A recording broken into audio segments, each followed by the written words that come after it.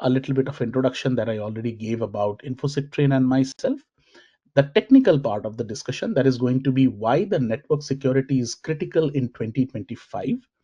Then understanding and decoding zero trust for communication networks, securing cloud, 5G and hybrid architectures, common network vulnerabilities and defenses, domain force impact on CISSP success and career, 5 tips and a study plan I'll be giving you at the end of the session. So stick and be with me till the end of the session. And of course, at the end, we will have some question answer section.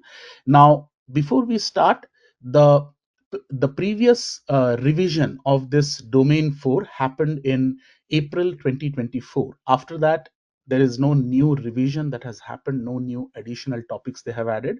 Everything has been added on April 2024. So that was the last time the domains were revised, refreshed, and of course they came up with a new structure for multiple domains. There were multiple domains, domain 1 and domain 8, which had a juggle between the amount of percentage of weightage that was given.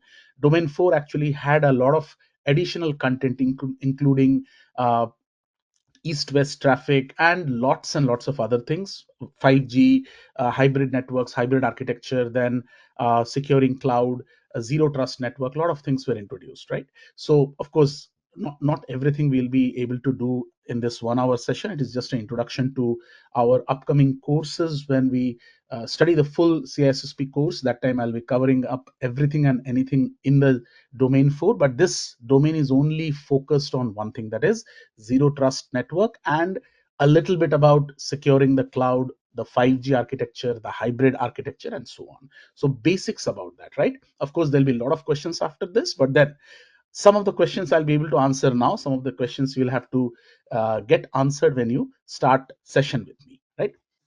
Now, in the nutshell, basically, the CISSP Domain 4, if I talk in a nutshell, it is about design and implement secure, segmented, monitored network architectures across physical, virtual, wireless, and cloud environments, ensuring protection of communication, endpoints, and third-party integration through secure protocol, access protocols, and performance optimization. So in a nutshell, you can say this is all and everything about domain number 4, because domain number 4 is about focusing on the segmentation of the network, monitoring of the network, understanding the network architecture, understanding what is physical, what is virtual, what is wireless, and how cloud environments are intertwined, intermingled, and connected to each other, understanding the protection of communication over the network when we are having 5G communication, when we are having Wi-Fi communication, when we are having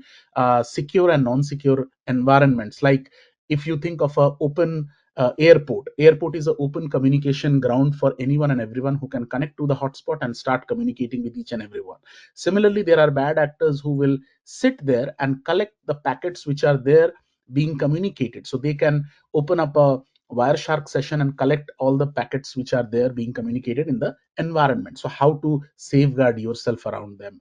Then what is the endpoint in a security? What is the third party integration, SLA in a security? Why is it important? Plus, what kind of protocols we should be giving them access to connect to an environment, and how to safeguard them, and plus how to access control them, because access control is always important either in environment which is segregated, segmented, or in a connected environment. Suppose you are connecting with a third party, connecting with a vendor environment, connecting with a client in the environment, access control is always important. Because if you have seen in your environment, suppose, say for example, you go in the office in the morning and you see someone visiting your office, and that person doesn't work in your company, right?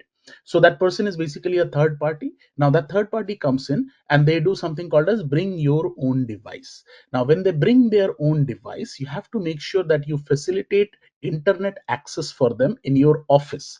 Although they do not belong to your office, although they do not belong to your organization, but they want to showcase something. They want to open a webinar and show, PPT and show you. So in that case, if they want to showcase a PPT, if they want to show you a presentation, if they want to access their email, how do you facilitate them? So those kind of access control over wireless, over wired connection, over third party connection, everything is very important to understand and critical, especially in 2025.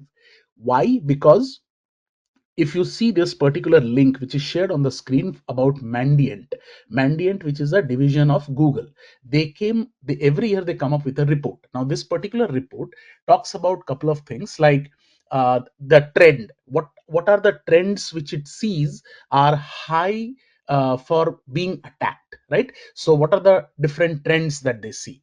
Now if you open this particular document, it's a PDF file, you will see the report, and it has different numbers. Like basically it talks about campaigns, targeted attacks, ransomware attacks, then different regions, how does it focus on, like if you think about Gulf, if you think about Japan, if you think about America section, what are the different malwares which are prominent, what are the different threats which are prominent, which are dominating and more focused in 2025. So among the Mandiant incident response investigations performed in 2024, the most frequently exploited vulnerability affected security devices which are due to their function, typically placed at the edge of the network. So this is what the report talks about. Like the maximum number, by number, if you see it, it says that in 2024 we saw mostly that the campaigns and the events that happened was towards the edge of the network. So now when it comes to the edge of the network, that means we have to understand the security or the cyber security of the networks. We have to understand the zero trust architecture, because when we are implementing zero trust architecture, this is understanding the impact of the cyber attack which is on my edge of the network and beyond. So if anyone comes through the edge, if anyone breaks down the gate, they are already inside. How to safeguard anyone who is already inside, right? Similarly, in 2025-2026 report by the National Cyber Threat Assessment Department of Canada, right? So Canada's state adversaries are using cyber operation to disrupt and divide. Now, state-sponsored cyber threat actors are almost certainly combining disruptive computer network attacks. Again, in Canada also it was observed that the highest number of attacks were happening using computer networks with online information campaign to intimidate and shape public opinion. Like if there is a if there is a political party who wants to shape public opinion, like okay, I am the best, others are not good, others are not doing good things. So spreading misinformation, spreading information through threat actors, that is very common, targeting the critical infrastructure of the network, especially in Canada and allied countries, to pre-position for possible future disruptive or destructive cyber operations. So this is something which is observed very closely in multiple countries, multiple regions. And if you read the report, especially in the Mandiant report, you will see there are different type of campaigns, like different type of malware names. You will find different type of CVEs, vulnerabilities which are compromised. The maximum highest industry attacks which are happening is in the financial industry, which is 17.4% in 2024. Now 2025 is not yet over, but still they are seeing a very big rise in it. So you have to be prepared for understanding cyber attack and stopping that in the network level, right? That's why this domain is very, very important and it is very critical. Now, continuing with our discussion here, Mandiant also observed the attackers compromise networks. They have mentioned specifically. And why do they compromise it? Because they want to steal the data. That is data theft. So data theft is 37% of the attack types.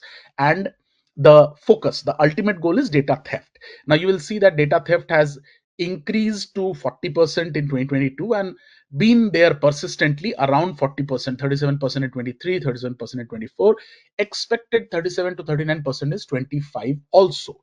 So theft of credential information useful for performing further reconnaissance of, all these things are done using compromising a network. So that is why at the end of the day you have to be very cautious on safeguarding your network infrastructure has to be safeguarded. Next is why network security is critical. Now, We have talked about the Mandiant report. Now let's talk about and understand about the impact of cyber attack on a network infrastructure when actually this all happens. Now, impact of this cyber attack on a network infrastructure, it can basically, as per the report, increase dwell time. If you go through the report, this is just a summary that I have extracted from the report, but if you go through the report, it's around 96 pages. If you want to read everything, fine, otherwise you can stick to the summary that I have created for you. So this report says that it can increase the dwell time. What does this dwell time mean? That means this particular attack that has happened, it has started say 12 days ago or 11 days ago or 26 days ago. If you have seen some attack reports, you might have seen that many times you will see that this particular malware was existing in the network for last 5 years, but it was dormant, it was silent. So before even it was observed, before it even it was detected, that is the period, that is the dwell time. So the dwell time is referred to as a period attackers remain undetected. Okay, so it keeps on increasing. Like in 2024 it was 11 days, and it can go up to 26 days in 2025 and 2026 because of the type of attacks that they do these days. So that is increased dwell time. Next is the cloud compromise. Now when it comes to cloud compromise, basically there has been an increase in breaches involving cloud components, and there are different factors for that, like inadequate security control in identity access solution, then improper security on the on-premise integration. When we connect the cloud and the on-premise is less secure, and the improperly controlled, and then they traverse from the on-premise segment to the cloud segment. Then there is limited visibility into the extended cloud attack surface. So sometimes we don't have appropriate tools, sometimes we don't invest in those tools to have visibility in the cloud attack surface. So there are different tools for that also, right? So if you invest on them, then your impact on the cyber security will reduce, and you can make sure that it will help you control your attacks in the network infrastructure. The third one is credential theft and exploitation. The rise of info stealer malware. Every alternate day you will hear about this malware, which is called info stealer, which has led to increase in stolen credentials and facilitating unauthorized access to network system. And basically this trend has emphasized the need for having more stronger credential management and monitoring. So these are the few impacts on this when there is a cyber attack on your network infrastructure. Your credentials are easily compromised, and that can give increase in unauthorized access. Then your cloud can be compromised because uh, you have already have weak security in the connecting integration between the on-premise and the cloud, and inadequate security controls. They are not very good in the identity solution environment. Plus your undetected attacks can go for a very long period of time. Now, what are the suggested recommendations as per the report here? What can be done to basically make sure it becomes robust?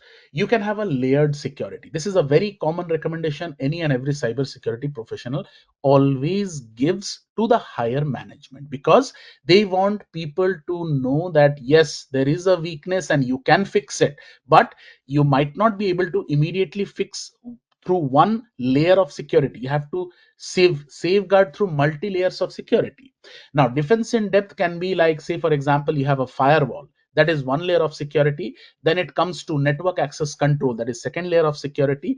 Then the attacker comes to an endpoint, so you have a EDR or XDR solution, that is the third layer of security. Then you have a, a type of encryption, disk encryption, that is the fourth layer of security. So multi-layered security, that's the only way out for safeguarding your environment. You cannot safeguard with one layer of security only. Apart from that, advanced detection and response tools like enable proactive detection and enable making sure that your threats are detected when it doesn't start attacking even before that. So you have a holistic understanding of the particular environment and the alerts that are there, the events that are happening. So you have a holistic understanding of that, and have a very strong incident response plan, because without that your response will be weak. People will not be ready, they don't know what to do and when to do. If suppose suddenly there is an attack, you will not know, you will start scrambling. Okay, who is going to investigate this? Which team should I involve? Whom should I call? And so on. So I have a very strong set of team. Continuously log and monitor. You should have a SIEM tool which is continuously collecting the logs from various sources, aggregating them, and making meaning out of the information. So there are millions of information every second being generated, but making sense out of it, making meaning out of it, you need a tool which will do the stitching for you, right? So have a continuous monitoring and logging solution. And finally, do regular assessment, conduct audits for cloud environment, for individual identification and remediation of the vulnerabilities, misconfigurations, and so on. And that is how you can keep your environment safe. Not 100%, not 90%, but at least 60 to 70% safe. Of course, new avenues keep on coming and adding, but you have to keep your environment safe. Now, when we are going to talk about domain number 4, that is communication and network security, provides comprehensive knowledge of network network architecture, protocols, security practices, and monitoring techniques, which are essential for all these 5 sections. Now, before jumping into this, let me talk about a few types of malware, because until we understand those malware, we will not be able to know what is the network's involvement in that malware and how CISSP domain 4 is relevant for me. Say, for example, I talk about backdoor. Backdoor is basically in the network involvement, it enables an unauthorized remote access through the network. And CISSP Domain 4 talks about relevant protocols, network access control, and securing your communication. That is, specially segment the network, put a firewall rule, have an intrusion detection system. That is how you can monitor your environment. That is how you can see or understand if there is a backdoor or not. Next, let's talk about the ransomware, which is a very popular and common one. Now, when it comes to ransomware, what is the network's involvement? Uses network for initial propagation. So they propagate through the network, encryption key exchange, and what they do is have a payment instruction through the network and understand command and control, right? So they do command and control over the network. Now, what will you understand if you read CISSP domain 4? How is it relevant to make you understand about the ransomware? Basically, you will learn about network segmentation to limit the lateral movement. So this lateral movement will stop spreading of the ransomware. Then understanding the secure protocols, backup strategies, detection of anomalous encryption activity on the network, and so on. So that is how basically you understand from a network perspective if you learn about different type of malwares and attacks that are there, right? Now, coming back to the overall help that we have here. So the CISSP domain 4 provides knowledge about this, and this is essential for identifying unauthorized network activity. Then it is important for securing communication using encryption and secure protocols, designing network segmentation and employing defense in depth strategy. We already talked about defense in depth a little bit about understanding the example. Then leveraging intrusion detection and prevention system to prevent malware spreading. That also I told you that if you are basically having a intrusion and detection and prevention system, it will be more proactive. So it will know before any attack basically materializes. If you are seeing some pattern that okay, there is a ransomware pattern which is encrypting files, you will immediately alert the security operations center and tell them, yes, there is a attack which might be prominently happening right now, right? And also ensure proper firewall configuration and secure network endpoints. So these all 5 things will help you to monitor, to have security practice, to understand the architecture, environment, protocol, and what to allow, what not to allow. Now, going back to the zero trust, we understood about the network. Now, coming back to the zero trust. Zero trust isn't just a buzzword, right? Zero trust is not a buzzword, it is a mindset. How the environment basically or the architecture basically shifts, right? So when we are implementing zero trust, there are a lot of things which zero trust takes care of. So to implement it effectively, you can implement it anyway. You can put a very robust setup, but that robust setup might not be always useful, because that robust setup will say that, okay, you have implemented zero trust, but it is stopping the business perspective of it. It is stopping us to do proper business, right? So you have to understand how the communication and network works. That is, what is each port used for, which are predefined port, which are custom ports, how many total ports are there, then what are the protocols which are defined, what are the different layers of communication that are defined in the OSI model, in the TCP/IP model, how to secure, segment, and monitor them. And zero trust is a cyber security strategy that emphasizes never trust, always verify. So it treats every user, device, and connection inside or outside the organization network as potential hostile. But in a communication like this, it is important that you follow some principles. You cannot just stop everyone multiple times and give a bad experience of usage of the environment. So to have a better experience, you follow some principles. I will explain these principles in detail now. So when we talk about least privilege principle, that is one core principle of zero trust. The first one says that grant the user or the system only access that they absolutely need. So if they do not need a particular type of access to perform a function, do not give them, right? Like say for example, an employee, they need access to internal server to access a document or generate a report. So they must pass an authentication, they must go through an authentication process, even if it is inside the corporate network, even if you are working for the company, but still you have to go through an authentication process. Have you ever seen a server which you want to access without any credential? It generally doesn't come with that. It doesn't generally come with, there is no credential, there is nothing required. Once you log into your network, you are allowed to access anything and everything. No, it doesn't happen like that. So that is the principle of least privilege here. Then next is the continuous verification. If you have heard the term multi-factor authentication, and if you have used the different type of applications in your environment, especially if your environment has something called as SAS, PAS, IAS type of applications. In these environment, you are continuously validating a user. Like say for example, if I am the user and I have a device, I am continuously checking the compliance, whether antivirus is updated or not, whether my device has the correct patches or not, and whether I'm maintaining a network access or not. So although am working for company X, although I have access to the environment, but continuously I am being monitored, that whether my laptop has the correct patches or not, latest patches or not, antivirus updates or not, because these are basic things. If it fails, your authentication and verification fails, and you will be kicked out of the network. You will go to a blackout zone where they will not allow access to any of the network resource. That actually has been implemented in the past by me in a environment. It was a retail environment where I implemented this by a tool called the NAC.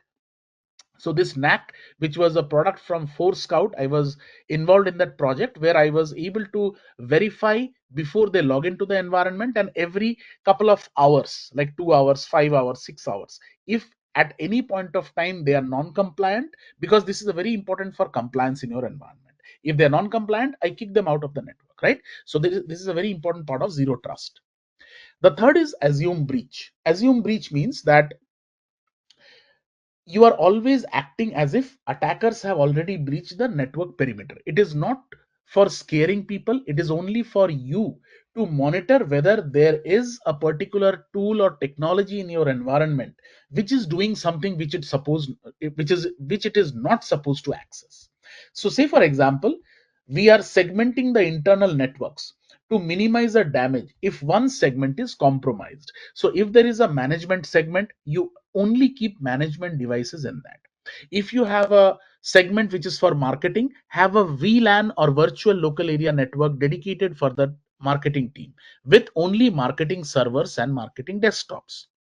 If you have a security team, give access to your security team only to that particular network. So you segregate them, you do not mix their data, you do not give access to each other's data, because you don't want to give access to an attacker who is compromised one VLAN or virtual local area network, and now they can go from one network to another part of the network because they are all interconnected. So you don't connect them, you assume breach and you segment the networks. The fourth is identity centric security. Identity centric security is when the users and devices identities become the primary factor of access control rather than IP, because IP I can keep dynamic in the environment, but my identity should be same. That is why if you have a company provided laptop, if you are working in a company and they have provided you the laptop, you will see that they have a something called a certificate based authentication. That is why it is certificate which is issued to you with a private key and a public key, and you validate and verify yourself and authenticate yourself using that individual certificate, which is an identity for you, right? So when a remote employee, because these days remote employee, global employee, that is how the world is working. Anyone can work for a company from any given country. Only thing is that that remote employee should be using multi-factor authentication before accessing a company resource. So I will identify every time. Either I send him a OTP on the phone or an authenticator app. I will ask him to give the code from the authenticator app or some way, and then that is how I will identify whether that is the correct person or not. So it is more about the identity of the individual who is working for the company rather than his geographical location or IP address. And the last is the micro-segmentation. Micro-segmentation is network is divided into secure segments which are isolated, limiting the lateral movement. So communication between these departments require separate security checks. So always make sure not just assume breach, but also have firewall, micro firewalls, internal firewalls between these segments. Because earlier there was only single firewall which was between the cloud or the internet and the intranet.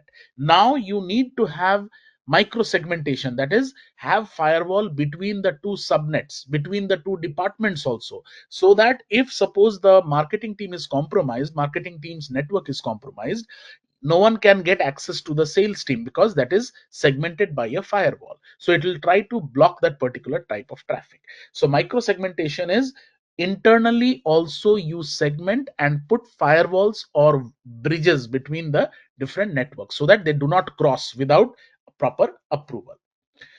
So when we think of this particular zero trust, we can implement it like, say for example, you go to an airport. Airport security checks the passenger only once at the entrance. Now once they pass through the initial security screening, they are free to move around from a restaurant to a duty free store to a boarding gate without any inspection. They don't ask you any question like, can you show me your boarding pass at every location? But suppose there is a compromise or there is a flaw or there is a malicious slip, so what they will do is this airport security comes up with a zero trust approach. So what will happen is, now rather than only a single checkpoint, there will be multiple security locations. What is happening today, right? So if you go to an airport, not just at the gate, they will ask you for the boarding pass when you are giving the luggage. They will issue you the boarding pass if you do not have one. If you have got the boarding pass at the security checkpoint, first security checkpoint, they will ask you for the boarding pass. Then at the gate, they will ask you for the boarding pass before you board the plane. Then at the entrance of the flight, if you have seen, sometimes they want to see your boarding pass, if you have a valid boarding pass or not. So all these identity verification, because people can switch at any point of time. Suppose I allow them only when they are at the security check, and at the gate, instead of you, your friend or a bad actor is planning to get on the flight, they can immediately catch, because they will have a name, they will have a tag, they will have a validation done, and they might ask you, can I see your identity proof? Can I check whether you have a valid boarding pass or not? Whether you have the same name and address on your proof or not? They can ask you questions like that, right? So that is why at every checkpoint they are continuously monitoring. They are having a controlled access. They do not give you access to some of the areas in the airport also. Like you will see that some of the areas, they are being controlled. They have tag readers. Like if you go to that location or that door without a tag, without a security badge, you will not be able to enter that particular door. So they are being monitored at every location also. So this is what you can think of in terms of an example in a zero trust network, like a airport security. Now, implementing the zero trust network for communications, what you can do is you can replace the perimeter based security with a granular access control at every layer. So granular access at every layer, when you are replacing this is called a secure network architecture, and it uses software defined perimeters, software defined network like SDN, SDP. These are basically technical terms which they use, right? Then you have encrypted communication. So mandate the encryption for all network communication, internal, external, doesn't matter. Even if it's internal, you use start TLS. Even if it's external, you use normal TLS or IPsec. So make sure secure protocols are enforced throughout uniformly. It is not that only for external communication I'll use encryption but not internal. What if the attacker is already inside the network? They can read your information because you have not encrypted. Implement strong identity and access control management tools. So when you are doing that, adapt a multi-factor authentication universally. Implement a very strong tool like SailPoint or some other tool which actually gives you this information. Plus you can have identity access control using Azure Active Directory, Intunes, things like that, right? Entra ID, all these different technologies you can combine together. Then deploy continuous monitoring and logging to detect anomalies immediately. So when you are doing that, you are integrating AI driven behavioral analysis. So what is called UEBA, user and entity behavior analysis, UEBA. Those kind of technologies are being used for detecting suspicious activities in the environment. And last is, to implement zero trust, you can have non-compliant devices being checked and isolated immediately. The one example that I gave you, that when I was implementing using a NAC tool, where if they are non-compliant, like they do not have the updated antivirus, they do not have the latest patch, they do not have BitLocker on their devices, or basically disk encryption enabled on their devices, that means you are non-compliant to come in the network and you will be isolated. How? Because you will be isolated using the network access control tool, right? So these non-compliant devices are immediately isolated. So this is another way of implementing zero trust. Now, when it comes to zero trust and domain number 4, this is the mapping, how it looks like. So when you are going to map, when you are thinking of micro segmentation in zero trust, you can think of understanding of VLANs, understanding of network zone, understanding of firewalls, and secure communication path. These are a couple of things where, sorry, basically you are going to uh, implement this, right? So understanding of all these basically will help you to combine the knowledge from domain 4 with zero trust. Similarly, when you are reading in domain 4 about network access control, multi-factor authentication, identity based networking, you can understand the concept of continuous authentication in zero trust, how this is implemented. Then if you think of deep knowledge of TLS, IPsec, VPN, secure protocol stack, you can think of the concept of encrypted communication in zero trust. When you are learning in CISSP Domain 4 about familiarity with access control models like MAC, DAC, RBAC, rule-based access control, discretionary access control, mandatory access control, and how to enforce them, you are going to learn about least privilege across the network in zero trust environment. When you are learning about IDS IPS, SIEM integration, traffic flow control, and anomaly detection, you are learning about monitoring and traffic inspection in zero trust network. When you are learning network endpoint authentication, posture assessment using 802.1x and other access control methods, you are basically learning about zero trust device posture validation. And finally, when you are thinking of virtual environment, SD-WAN, virtual network, secure remote access, you are thinking of securing cloud and hybrid networks in zero trust network. Now, there are some benefits of doing zero trust. First is it reduces the attack surface. That is, it prevents attackers from easily moving in the network. That's what I said, right? When you do micro segmentation, you segment to such a length that attacker from one network zone cannot move to another network zone because you have a firewall to block it. Then enhanced visibility. When you are providing detailed monitoring and logging capability, you are having full visibility. You are monitoring every packet, every communication, every type of individual or entity that is communicating, whether it's an operating system, whether it's an endpoint, whether it's an individual, whatever they are communicating, you are observing it, you are monitoring it, and you are knowing whether it's a correct type of communication or attack.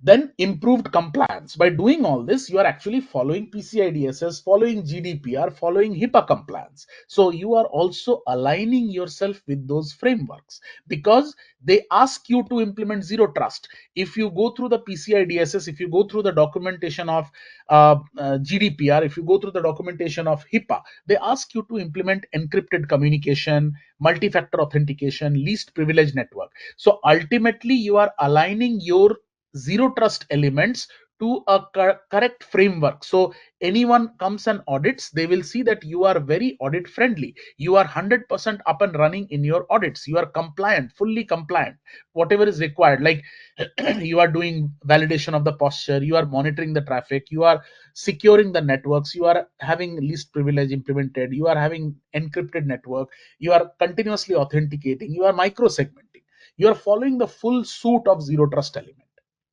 So these are a couple of things how it benefits an independent implemented network also. So that's the idea behind the zero trust architecture. Now let us see an example question. I will read through the question and give you the answer. If you already know the answer, or if because of the crunch of the time, I will give you the answer and explain it to you how it is relevant, right? How to break it down. So in the examination, when you see a scenario based question, how to approach it, what are the keywords you look at, and how to break it down. That's the more important part.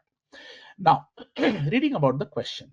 Your organization has recently adopted a zero trust architecture after a series of insider threats and lateral movement attacks. Now, as the security architect, you are reviewing network communication protocols and access control mechanism to ensure strict enforcement of this principle. So you are the security architect, you are reviewing the communication protocol and access controls. That is clear till now. Next is during a routine audit, you notice that several internal systems communicate using unencrypted protocol. So your task as a security architect was to have a network with communication protocol and access control. But after the audit, you see there are unencrypted protocol like Telnet and FTP. Additionally, a legacy application in the finance department has broad access across multiple network segments.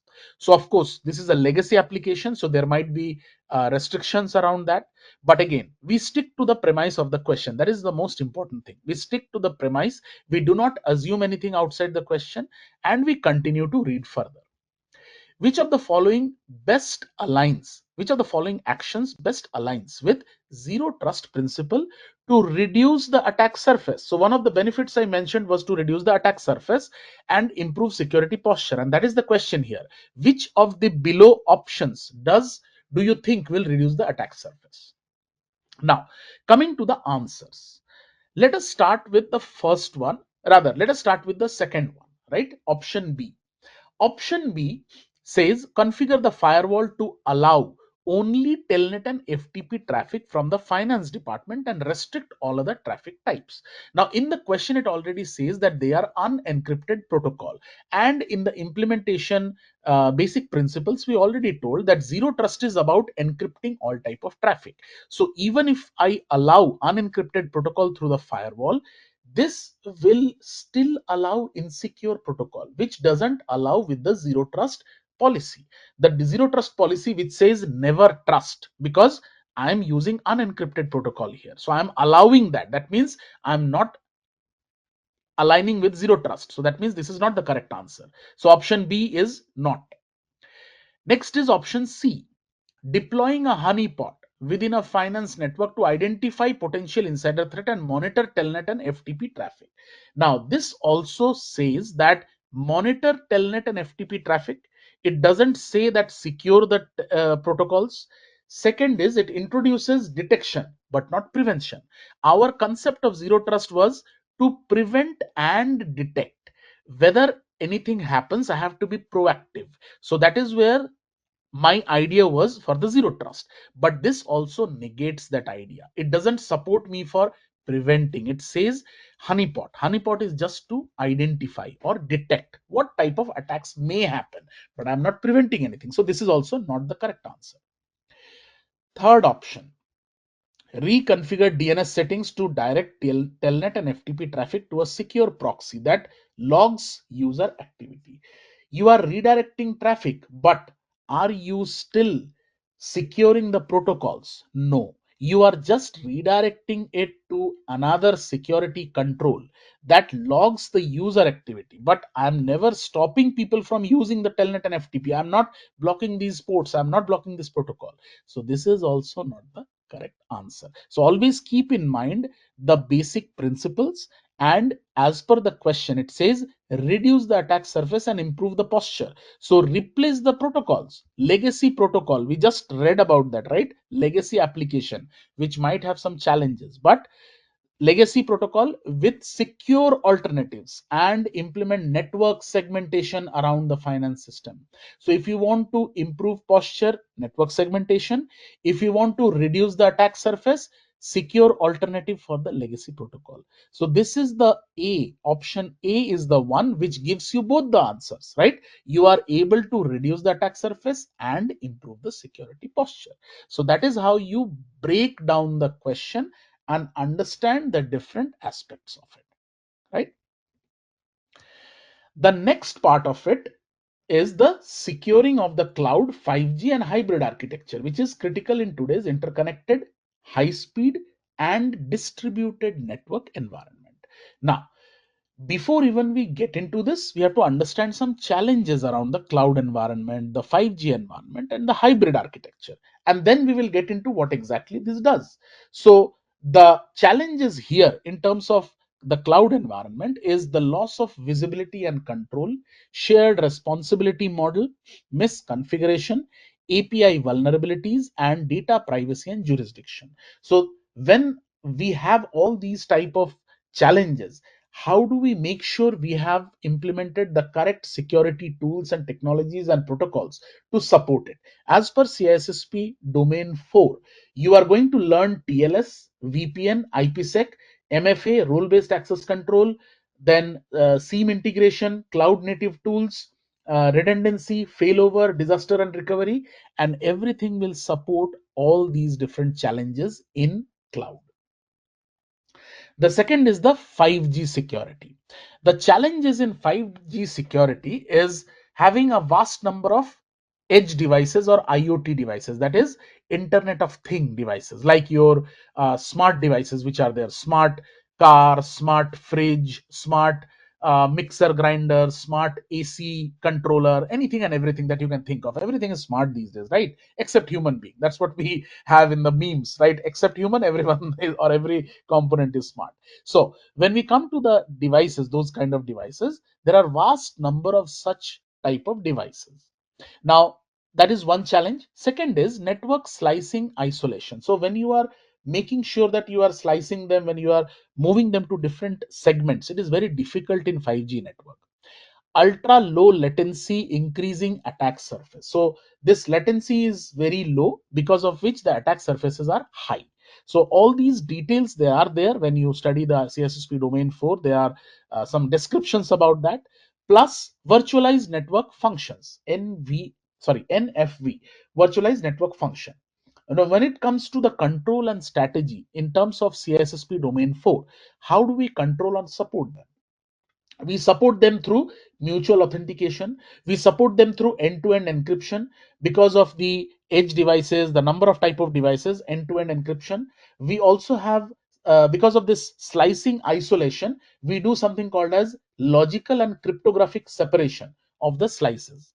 Then if you have virtualization and network functions separate, what you can do is you can basically have container security, hardware based security modules like ppm module, then hsm module, hardware security module, right, for encrypting the environment, enforce access control, verify the firmware source from where it is getting the digital signature, and so on. So all these are part of 5G challenges.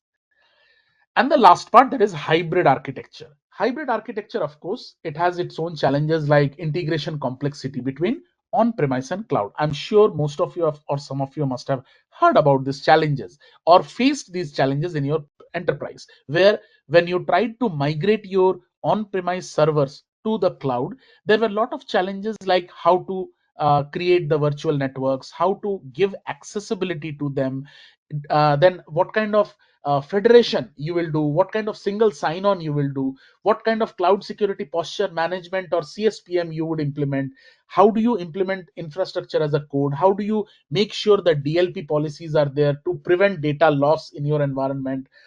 You also have to secure the API endpoints, you have to make sure there is mutual TLS in the environment, you have to continuously authenticate and have least privilege across on-premise and cloud environment. So all these challenges which are there, like inconsistent security policy, data flow across the environment for the visibility purpose, you can control all of them using the techniques and the control strategies which you learn in CISSP Domain 4.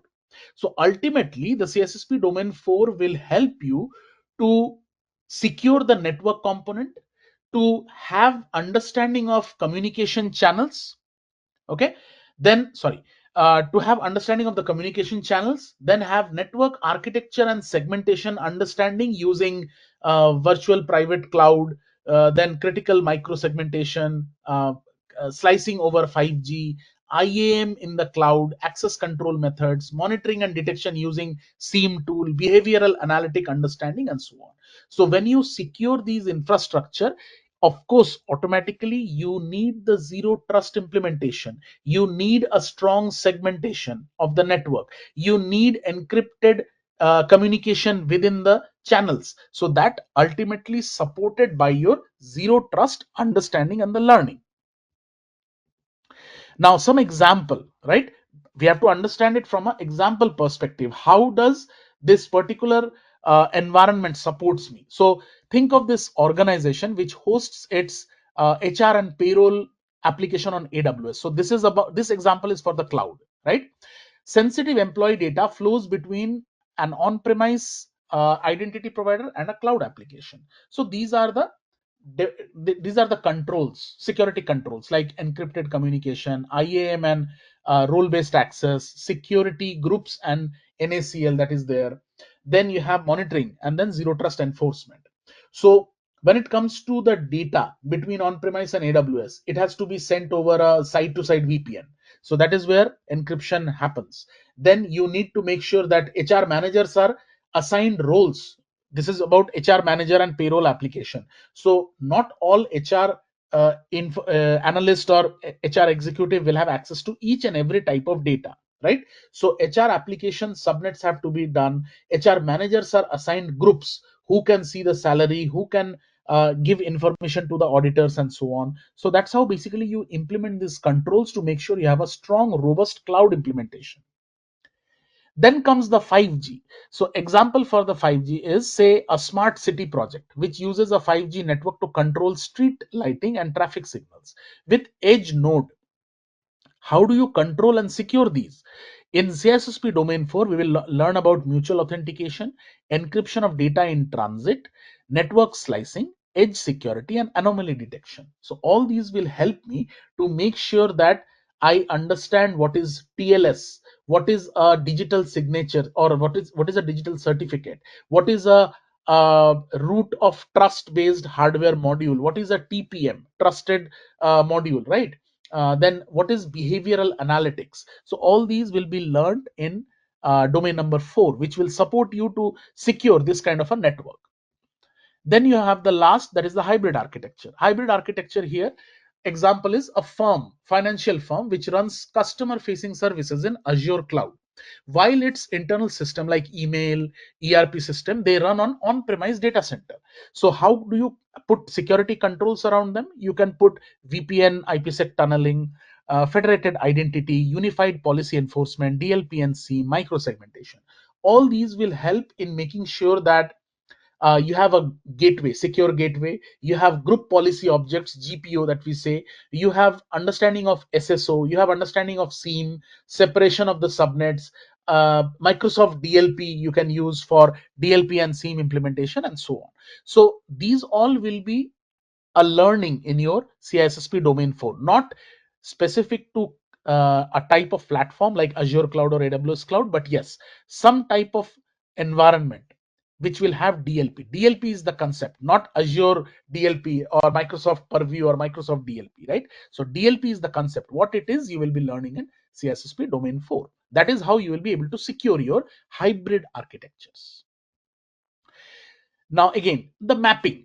When you are learning domain 4 CISSP topics like secure network component, you will be basically implementing securing of the virtual edge and hybrid network devices and services, that is to the modern architecture, because modern architecture will have cloud, modern architecture will have 5G, hybrid, etc.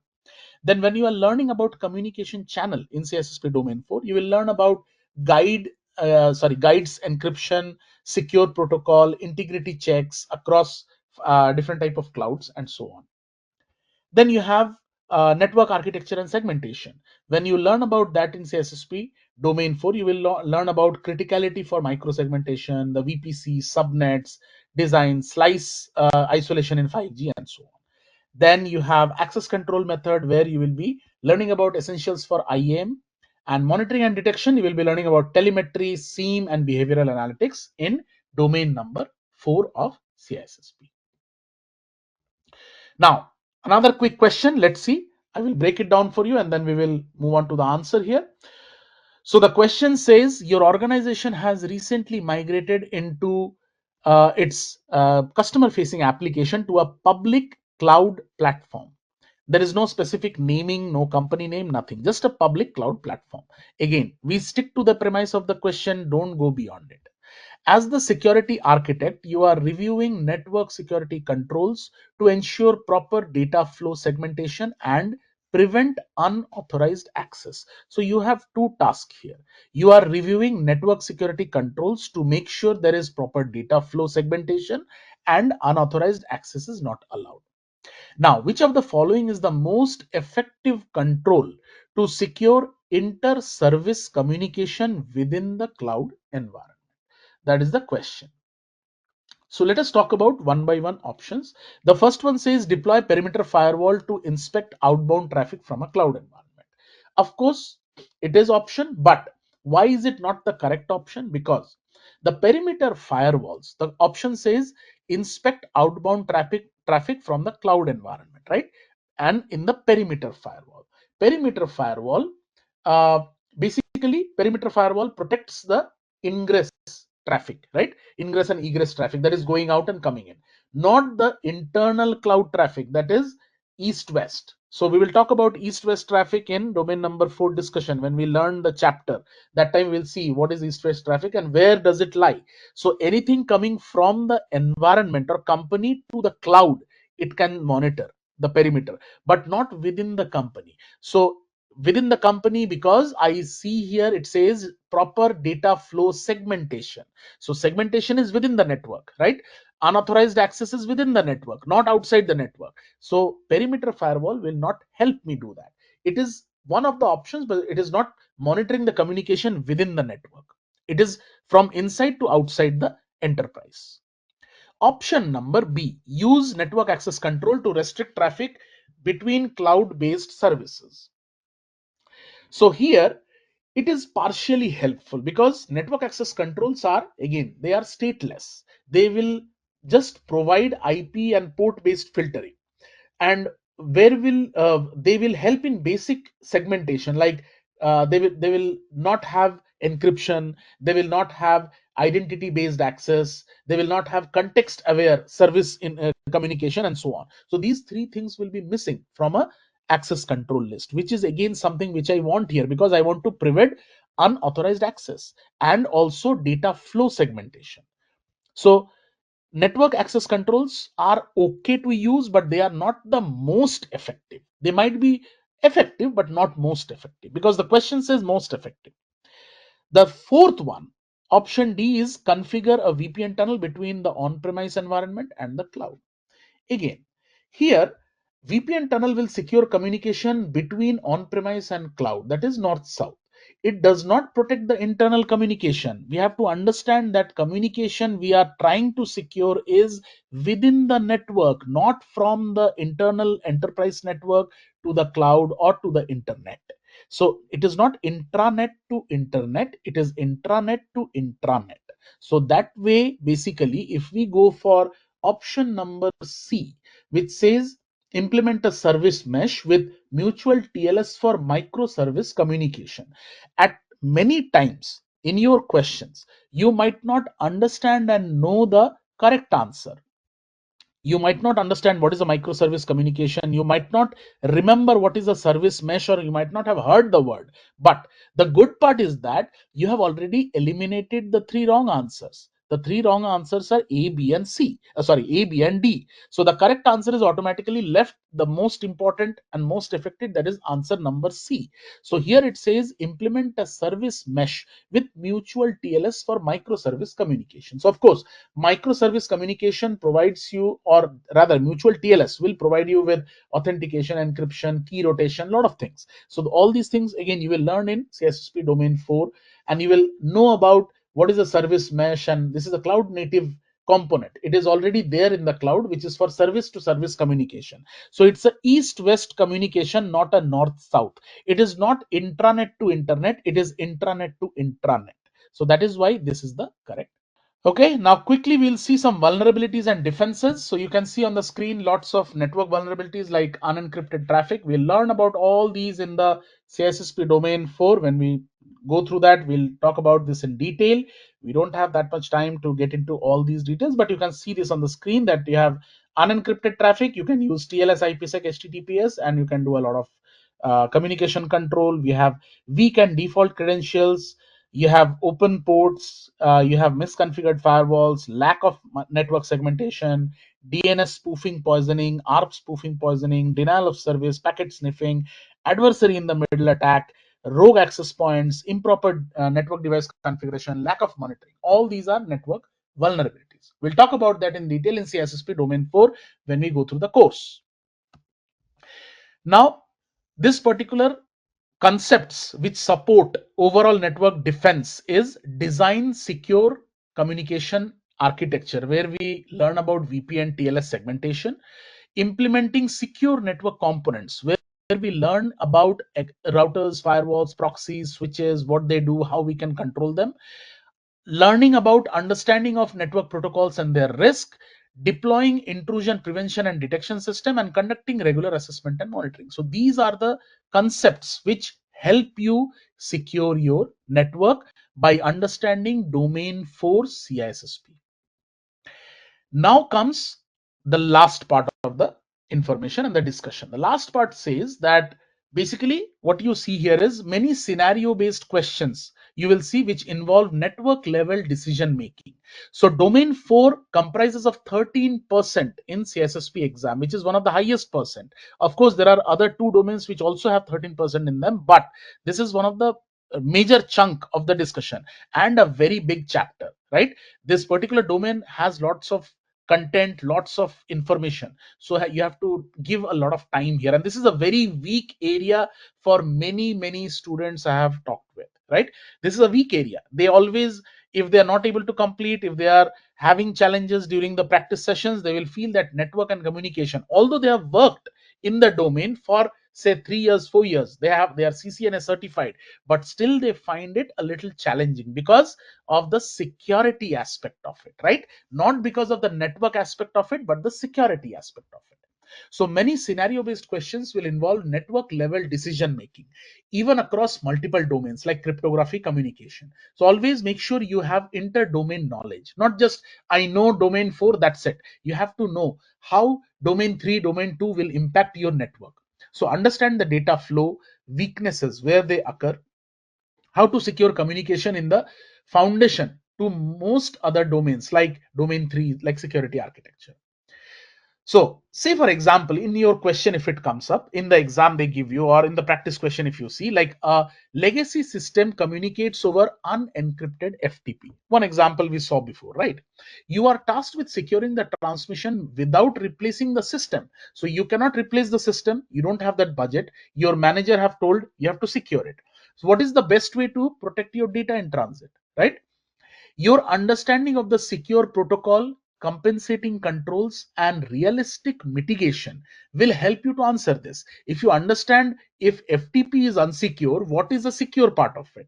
If FTP is unsecure, how can I compensate another control, have a control there to compensate this weakness? If you understand how unencrypted traffic is important, it will be a point of compromise for you. How, what kind of mitigation, realistic mitigation implementation I can do without replacing the system? So that should be your thought process during the exam. So every, understand and remember this, every cybersecurity environment from on-premise to cloud relies on network security, right? Every cybersecurity environment intersect, these all intersects with cryptography, access control, monitoring, and incident response. So domain number 7 or 8 talking about one thing, domain number 3 talking about cryptography, domain number 5 talking about access control. They're all intermingled. You cannot say I'm only expert in domain 4 and I will pass the exam just by passing domain 4. No. Now, your next certification, whether it is CISS, CCSP, or Azure, or AWS, GCP, Palo Alto, doesn't matter. It depends on your network security knowledge, what you learn here. So if you are expertised and gaining the knowledge from CISSP domain 4, it will give you a, it'll give you a good strong foundation. That is where you have to start from, right? Now there are different career perspective you can take it from here. Like as you see on the screen, it says network engineer. You can, they directly apply to design and securing network infrastructure. The SOC, why it is important for SOC people? Because it helps traffic analysis, log correlation, detecting network based threats. Why is this CISSP domain 4 important for cloud security architect? Because they understand what is a VPN, what is a virtual network, what is a VPC, how to design them, what is the thought process behind the security of it. If you want to be a GRC analyst or auditor, you have to understand this network CISSP domain 4 to evaluate technical controls, which will control your network, communicate over the network, control the information and flow of the information, and secure your network. And finally, if you are a pen tester, 100 times you will have to go through the domain number 4, because you have to understand what is a misconfiguration related to, what should I check, because you are ultimately a tester. Penetration testers are testers. They test the making sure that something is vulnerable or not, making sure that hackers can exploit that misconfiguration or not. So you have to know where the misconfiguration can happen, whether it's a router, whether it's a switch, whether it's a firewall, whether it's a ACL, whether it's a Kerberos component, KDC, anything and everything.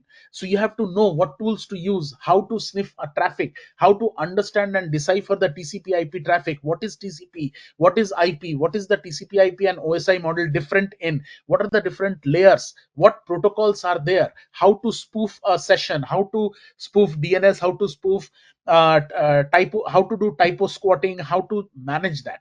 So you have to think from a attacker's perspective. Now, before we go to the study plan, couple of things. As a decision maker, when you are giving the exam, of course you are planning for giving the exam, you have to be strong in that. So you are tasked with designing secure communication. You have to evaluate the risk in the network, you have to choose a particular control, technical control, and you have to enforce policies through architecture.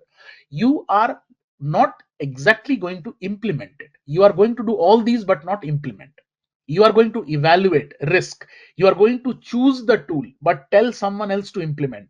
You are going to enforce the policy but asking someone to implement. You are designing it but not implementing. So CISSP is not about implementing, it is about this all four things. You design, you evaluate, you choose, you enforce.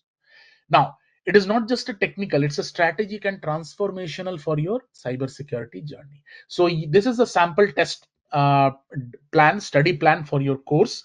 When you join the course, or if you are planning to join a course, or if you are going to do the CISSP sessions, or learn and give the exam, this is a sample plan. You can keep it for yourself and customize it. You can take a screenshot and customize it according to your requirement. It might not be that this will exactly fit your requirement, or you will have exactly the number of days that you see here. You might be working in a company, you might have your own like own timelines. So decide on what you want to do, how you want to customize. But it is a simple plan for 1 month, giving you time to learn, because it's a very very important domain. So while you are doing the course also, you can take time to learn. Learning is more important than implementing, right? Because learning is half the battle won. If you know the tricks of the trade, you will 100% win the battle. But don't be in a rush to give the exam before you have learned each and every component here. Now, some quick tips and materials to refer. So there are some question banks you can refer, and these are the 5 tips that you see here. Very, very important for your exam. If you're planning to give the exam very soon, if you're planning to give the exam at a later point of time, you can keep these handy for yourself. The first one is, expect the questions that map threats or controls to the OSI layers. This is a very common pattern or category of question that comes up. Second is, questions often might be focused. In your practice questions, multiple times you will see this, that they will ask you one OSI layer model and they might ask you something, some threat related to it. So this should be in your knowledge base always, right? Now, how they ask the question, that's the tricky part. They will not ask you direct, like, okay, OSI model number 7, which is a threat which is mapped 1, 2, 3, 4. They never ask questions like that, right? So they will give you a premise around it, like, okay, you are a cybersecurity engineer and this and that. You have to do something. You are in a crossroad whether to choose this control or that control. So what is the purpose of that control and what is the control name? That mapping should be very clear on your mind, right? Not just for the exam but also for your company. Your company as a CISSP consultant, they might ask you the same question, right? It is not that this examination is just for the sake of exam. It's a very very important and very critical, very not difficult but very challenging exam. Why I say challenging? Because you learn these things, you retain these things, and then at your enterprise you implement this thing. Next is, scenario based questions test your ability to apply the least privilege principle to network design. Always keep this in mind. When you see the question, if in the question any hint is there around least privilege, always make sure you choose that correct answer. You may be asked how to secure corporate wireless with appropriate authentication and encryption. So know the wireless technology in and out. In the domain 4, there is a huge discussion on wireless technologies, the outdated technologies, the latest technologies, WPA, WPA1, WPA2, WPA3, which uses which type of encryption, and everything is there. So you have to learn those technologies. Then may have scenarios in the practice questions, or in the actual scenarios, there might be scenarios which talk about breach detection or controlling access in hybrid or cloud or remote environment. So you have to know how to do it, how to detect it, how to control it, and so on. So these are a couple of tips for you. There are mind maps, boson exam preps, plus lot of crams and pocket preps, and your official guides are there. Plus, if you do the course with InfosecTrain, they give you many question banks. So if you have access to around 3000 4000 questions, you are bound to prepare in a very very good way, right? So you will have lots of access to the questions, answers, and they don't restrict you from accessing it at a point of time. They will give you unlimited access for long time, right? Plus there is a peace of mind offer, and how it works is, you have to purchase your exam from ISA2 with peace of mind protection. Sorry, register and sit for your exam. If needed, you can sit for the exam a second time at no additional cost. Of course, you have to pay, I think, $199 at the beginning as upfront, but you don't have to pay all the $749 for the second time. So there is a 30-day waiting period before your after your first exam. So of course, that's a normal standard process. So this is a peace of mind offer which is available.